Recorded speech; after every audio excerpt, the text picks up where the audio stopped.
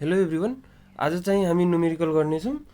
योभन्दा पहिलेको भिडियोमा चाहिँ हामीले न्युटन्स ल अफ मोसनको चाहिँ थ्योरी पढ्यौँ र लिनियर मोमेन्टमको चाहिँ कन्जर्भेसनको त्यो प्रिन्सिपल पढ्यौँ। आज चाहिँ हामी त्यही रिलेटेड इजीदेखि हार्ड न्युमेरिकलसम्म मतलब एउटा लेभलसम्म न्युमेरिकल गर्नेछौँ।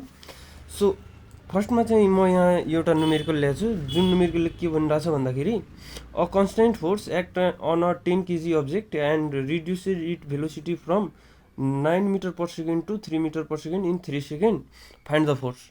सो यहाँ के भन्न खोजेछ भन्दाखेरि एउटा 10 kg को अब्जेक्ट छ, त्यसमा हामी यदि कुनै कन्सटेन्ट फोर्स लगायौँ भने त्यसको भेलोसिटी रिड्युस हुने रहेछ कतिदेखि 9 मिटर पर सेकेन्डदेखि 3 मिटर पर सेकेन्डमा आउने रहेछ त्यसको भेलोसिटी। अन्त त्यो आउनलाई कति टाइम लाग्छ? 3 सेकेन्ड। भने त्यसमा हामीले जुन फोर्स लगायौँ नि त्यो फोर्सको म्याग्निट्युड कति हुन्छ भनेर हामीले निकाल्न भनेको छ। सो यहाँबाट हामीलाई यदि मास दिएको छ भने एफ इक्वल टु हामीलाई के थाहा छ? एमए होइन। सो मास हामीले गिभन छ, यदि समहाउ हामीले एसेलेरेसन निकाल्न सक्यौँ भने हाम्रो फोर्स त इजिली आउने भयो होइन। सो यहाँ अलि गिभन लेखौँ, सोल्युसन गिभन चाहिँ के छ? मास इक्वल टु 10 kg र इनिसियल भेलोसिटी चाहिँ कति छ? U equal to 9 metre per second, 9 metre per second र फाइनल भेलोसिटी कति छ? 3 मिटर पर सेकेन्ड होइन। र टाइम चाहिँ कति लागेछ? 3 second. So acceleration equal to के हुन्छ हामीलाई के थाहा छ? Change in velocity by time taken by time. So change in velocity भन्नाले के हो? Final minus initial, so v minus u by t. अब भी को भ्यालु चाहिँ कति छ? 3 माइनस इनिसियली कति छ? 9/3।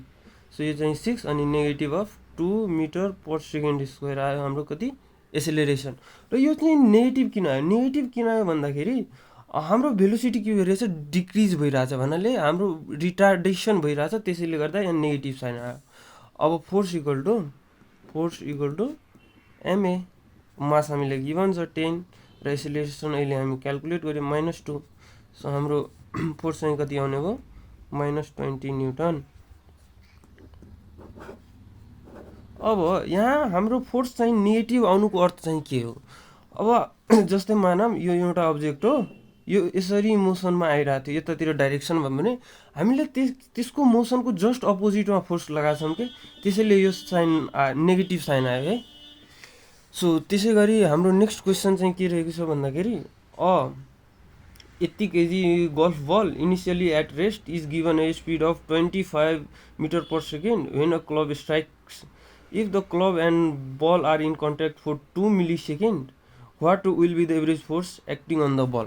सो हामीले के भन्दैछ भन्दाखेरि एउटा गोल्फ बल छ जसको मास हामीलाई गिभन छ होइन। इनिसियली त्यो बल चाहिँ रेस्टमा थियो र त्यो बललाई क्लबले स्ट्राइक गर्दाखेरि, क्लब भन्नाले एउटा स्टिक टाइप हुन्छ नि, त्यसलाई क्लब भनिन्छ।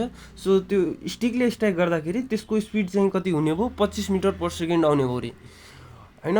र त्यो स्टिक र बल चाहिँ कन्ट्याक्ट कति 2 मिलिसेकेन्डको लागि कन्ट्याक्टमा थियो होइन। अब त्यो बलमा त्यो स्टिकले गर्दा कति फोर्स लाग्यो त्यही हामीलाई निकाल्न भनेको छ है।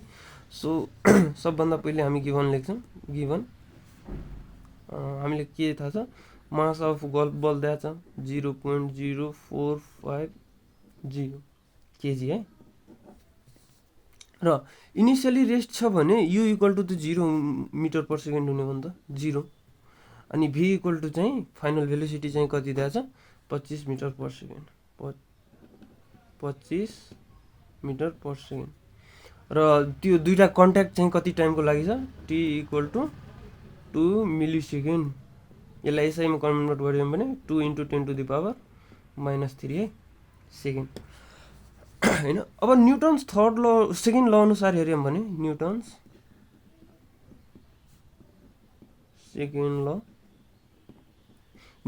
सेकेन्ड लले के भन्छ भन्दाखेरि force equal to rate of change of linear momentum होइन र। So del P by del T या T. So force equal to change in linear momentum upon time taking. So change in linear momentum भन्नाले MV final linear momentum minus initial linear momentum होइन by T. So अहिले त हाम्रो initial velocity के छ 0 छ। So यो terms चाहिँ त्यस्तै 0 हुने हो होइन।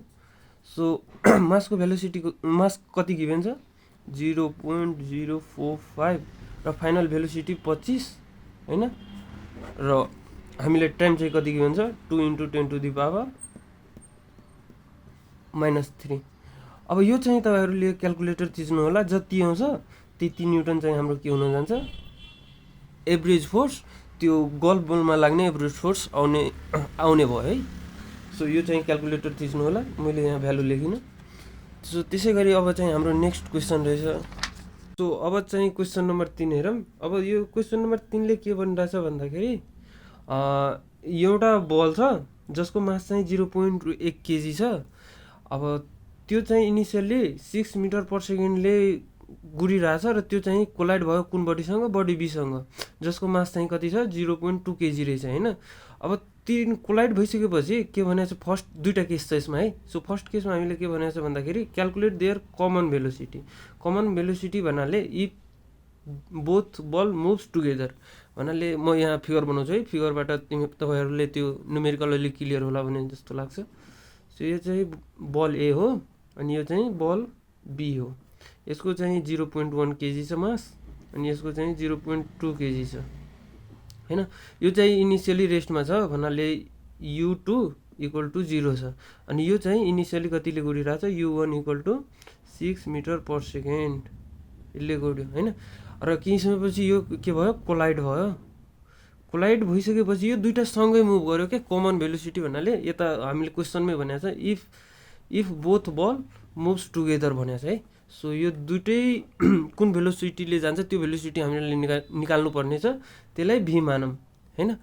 अब यहाँ सिम्पली हामीले के गर्छौँ भन्दाखेरि यदि हामीले by conservation of linear momentum use गर्यौँ भने कन्जर्भेसन अफ एलएम है, लिनियर मोमेन्टमलाई मैले एलएम माने।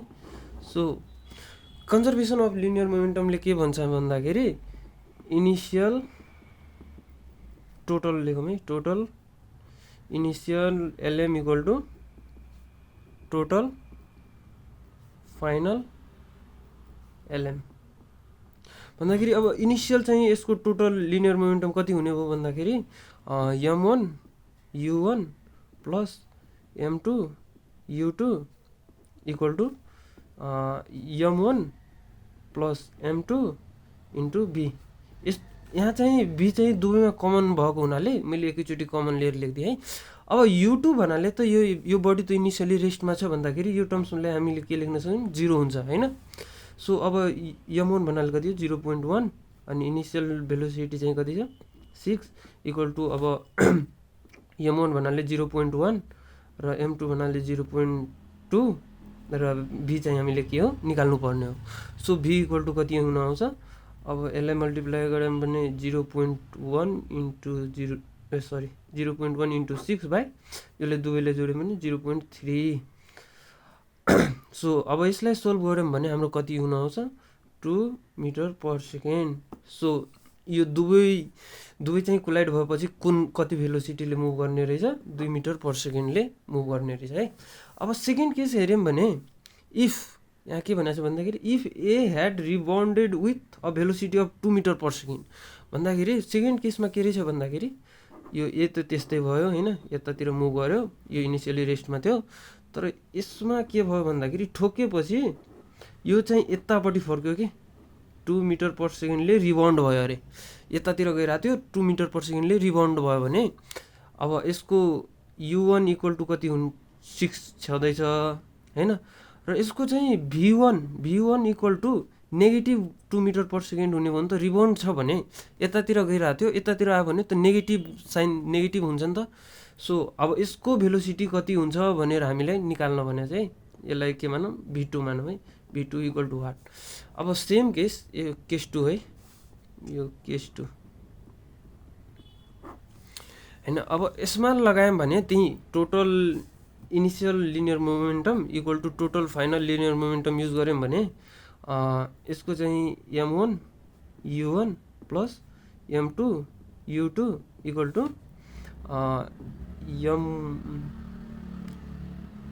m1 v1 plus m2 v2 है। सो यसमा पनि हाम्रो u त इनिसियल भेलोसिटी v2 u2 भन्नाले त 0 नै छ हैन। सो यो टर्म्स पुरै के हुने भयो 0 र यो भन्नाले कति हो m1 भन्नाले 0.1 इन्टु 6 इनिसियल भेलोसिटी 6 छ र यो चाहिँ 0 हुने भयो। सो अब m1 चाहिँ कति छ 0.1 र v1 चाहिँ कति छ -2 प्लस m2 भन्नाले 0.3 हो इन्टु v2 हामीले निकाल्नु पर्ने हो हैन र। सो अब यहाँबाट v2 0.3 v2 इक्वल टु अब यसलाई यो साइड पठायौँ भने 0.6 प्लस यो साइड गयो भने यहाँ माइनस छ, यो साइड गयो भने प्लस हुन्छ। सो 0.2 सरी है मास चाहिँ 0.2 रहेछ है, मास 0.2। सो अब v2 निकाल्यौँ भने यो चाहिँ 0.8 बाई 0.2 यसलाई डिभाइड गर्यो भने 4 मिटर पर सेकेन्ड है।